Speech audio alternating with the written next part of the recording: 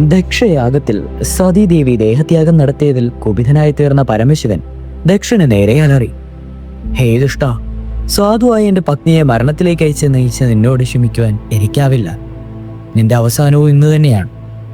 അനന്തരം പരമശിവന്റെ കോപാഗ്നിയിൽ നിന്നും പിറന്ന വീരഭദ്രൻ ഭദ്രകാളി എന്ന ഭീകര മൂർത്തികൾ ദക്ഷനെ വധിക്കുകയുണ്ടായി. ദക്ഷന്റെ വധത്തിനു ശേഷവും പരമേശ്വരന്റെ കോപം അടങ്ങിയില്ല. അദ്ദേഹം ചിതയിൽ കിടന്ന തന്റെ പ്രിയപത്നി സതീദേവിയുടെ ശവശരീരം എടുത്ത് തോളിലിട്ടുകൊണ്ട് ഭ്രാന്തനെ പോലെ ചുറ്റി നടന്നു.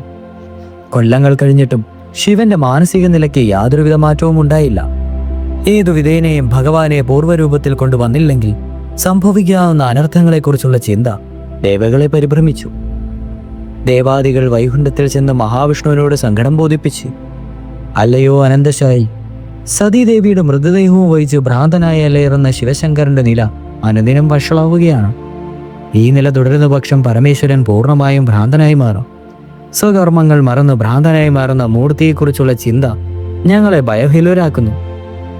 അങ്ങയുടെ തുണ മാത്രമാണ് ഞങ്ങൾക്കുള്ളത്.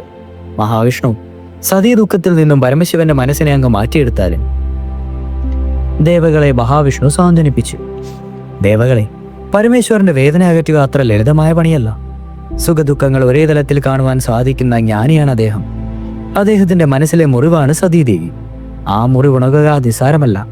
എങ്കിലും ദേവകളെ, നിങ്ങൾ പരിഭ്രമിക്കേണ്ടതില്ല. പരിഹാരമില്ലാത്ത ദുഃഖമില്ലല്ലോ. അതിനുശേഷം മഹാവിഷ്ണു ഒരു അമ്പും വില്ലും എടുത്തുകൊണ്ട് ആരും കാണാതെ ശിവനെ അനുഗമിച്ചു. അദ്ദേഹം അവസരം കിട്ടുമ്പോഴെല്ലാം ശങ്കരന്റെ തോളിൽ കിടന്ന സതിയുടെ മൃതദേഹത്തിൽ ശരമേൽപ്പിച്ചുകൊണ്ടേയിരുന്നു.